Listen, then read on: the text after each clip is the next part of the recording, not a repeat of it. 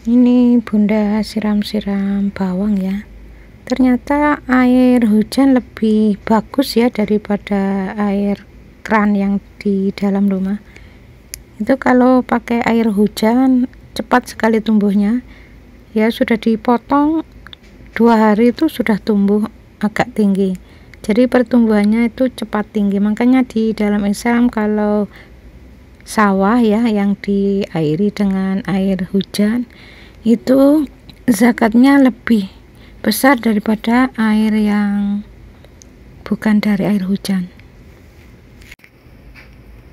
Yakult ini bagus untuk pencernaan karena dengan minum Yakult Allah itu memberikan bakteri yang merugikan ini mati, karena ada bakteri yang menguntungkan lebih banyak, akhirnya bakteri yang merugikan ini jumlahnya sedikit. Nah, maka ditekan dengan bakteri yang menguntungkan, akhirnya bakteri yang merugikan ini mati. Contoh bakteri yang negatif ya, yang merugikan seperti Salmonella typhi ya, ini termasuk bakteri negatif yang menyebabkan infeksi. Jadi kalau orang itu influenza, cacar, itu berarti orang itu ada infeksi. Nah, dengan minum Yakult, setelah minum Yakult, insya Allah itu memberikan pencernaan kita ini bagus. Tetap bersandar pada Allah. Jadi ini hanya sekedar ikhtiar, tetap bersandar pada Allah. Ya Allah, berikanlah aku kesehatan pencernaanku setelah minum Yakult ini. Bismillahirrahmanirrahim. Ini ada pertanyaan dari Bapak Agus Markondel. Pertanyaannya ini sebenarnya sudah cukup lama ya, baru bisa saya jawab sekarang. Jadi mandul ini penyebabnya macam-macam ya. Mandul itu karena ya sering marah, jengkel, menolak pada suami. Itu kalau yang mandul istri ya. Kurang mesra, kurang berkasih sayang, kurang cekatan atau agresif dalam beribadah, dan kurang mesra terhadap pasangan, yaitu bisa mandul. Banyak diam, kurang inisiatif. Kalau mandulnya tuh indung telur bermasalah ya kata dokter, berarti itu kalau dari sisi akhlak ada kesalahan, yakni jengkel pada ibu atau suami. Kalau mandulnya tuh mandul rahim sempit, kata dokter posisi rahim salah, ya itu berarti sering menutup diri dari ayah, tidak suka bicara pada ayah, yakni marah atau jengkel pada ayah. Jadi dengan ayah tuh gampang jengkel, kurang dekat ya. Jadi anak saya yang nomor 3 dan 5 ini kan putri ya, saya ajari untuk dekat dengan ayahnya, karena kalau jauh dari ayah, apalagi ada jengkel, ada marah, agak tertutup, nah ini nanti bahaya ya, bisa menyebabkan lama mendapatkan jodoh.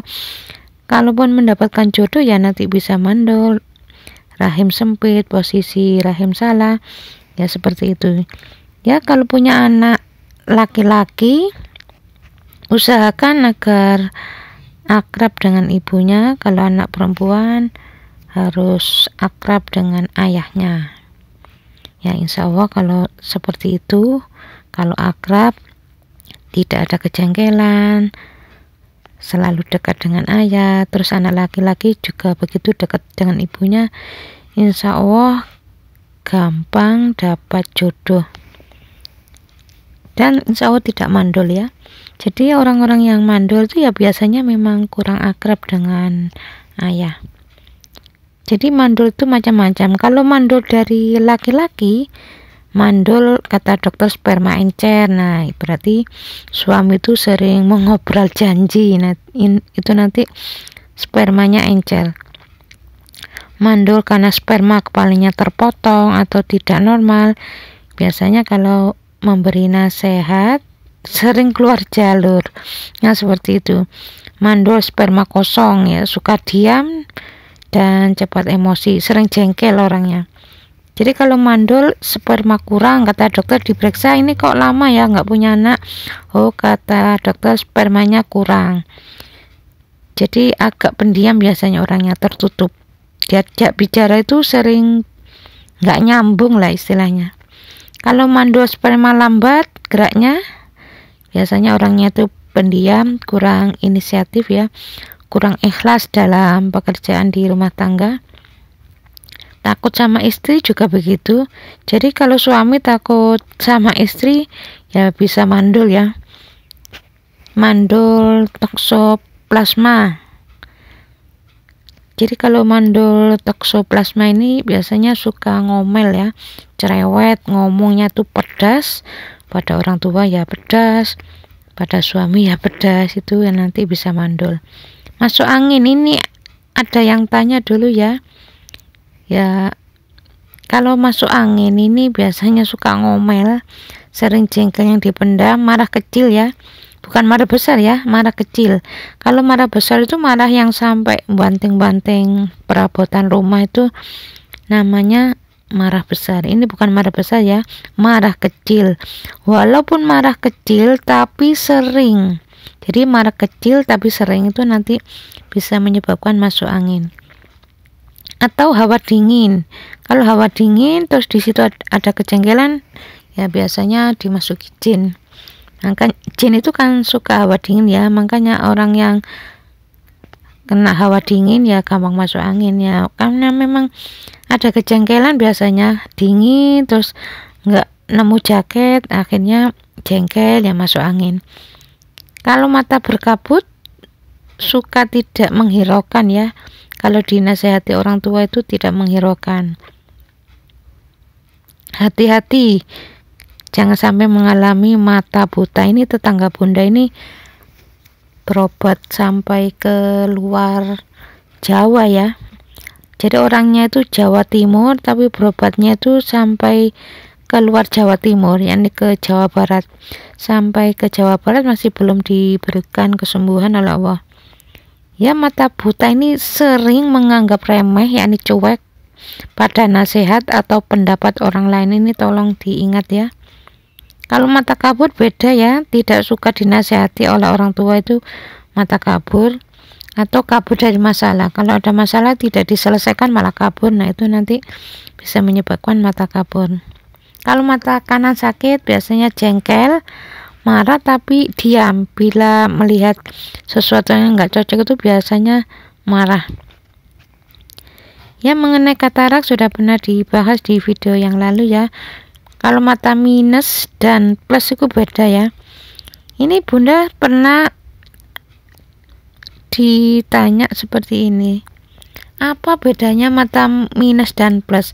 Terus orangnya tuh ya jawab sendiri, kira-kira kalau sudah tua itu plus ya, nggak minus. Kalau saya ini kok tiba-tiba pakai kacamata, kok kacamatanya plus? Iya, sudah tua ya. Sebenarnya mata minus itu memandang sesuatu selalu serius. Makanya kalau ada yang bilang sering di depan komputer, ya nggak seperti itu ya. Orang-orang dulu itu kan belum ada komputer ya, belum ada laptop. Ada yang pakai kacamata tebal ya, mata minus. Ya pokoknya memandang sesuatu selalu serius. Kalau di zaman dulu itu orang-orang yang mondok ya, orang-orang yang mondok itu kalau baca kitab kuning itu kan artinya tuh pego ya, artinya tuh kecil-kecil ya tulisannya. Jadi kalau memandang itu ya memang serius. Kalau nggak serius ya nggak bisa dibaca, harus serius. Nah itu bedanya. Jadi mata minus dan mata plus itu beda. Kalau mata minus memandang sesuatu selalu serius, mata plus kurang serius dalam menghadapi sesuatu masalah. Jadi selama ini orang beranggapan kalau mata plus, oh iya sudah tua ya. Kalau sudah tua ya bukan min lagi ya, tapi plus. Ya sebenarnya mata plus itu kurang serius dalam menghadapi sesuatu masalah. Ya bukan karena sudah tua. Ya meskipun sudah tua, kalau menghadapi sesuatu masalah itu serius ya insya Allah ya tidak akan mengalami mata plus. Biasanya kalau orang habis mandi itu ada yang model seperti menggigil ya, menggigil kedinginan padahal airnya ya nggak begitu dingin, atau bila kena air itu langsung seperti menggigil ya, padahal ya nggak mandi, cuma disiram gitu kakinya.